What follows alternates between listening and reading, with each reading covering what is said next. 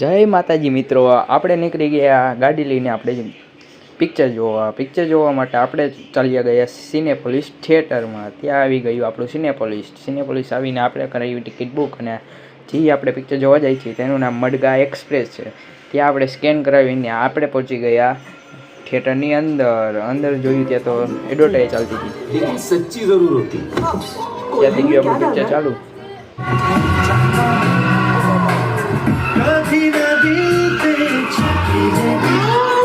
બહુ કોમેડી લાગે હો ભાઈ. કંટ્રોલ.